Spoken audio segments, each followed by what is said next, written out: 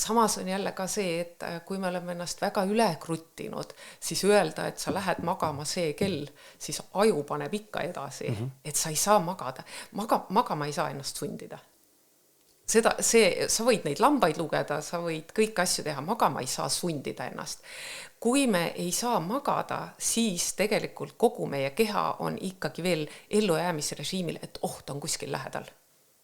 Kogu aeg me oleme sellised. Me peame kõigepealt keha maha rahustama, siin on jälle see minu imepärane tehnika, see emotsionaalse vabaduse tehnika, ehk siis koputamine, et sa rahustad keha maha. Mõte annab kogu aeg signaale, oht on lähedal, see on vaja ära teha, see on see nimekiri, see, oht on kogu aeg üleval, me ei saagi nagu üldse olla.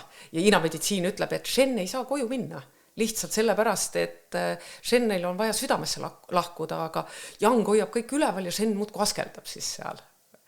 Et see, me peame kõigepealt läbi koputamise saame siis keha maha rahustada, keha saab selle, et ohtu polegi. Siis tuleb mõistus ka järgi, et ohtu pole, jääme magama. Aga ma ei saa ennast sundida magama. See ei ole võimalik.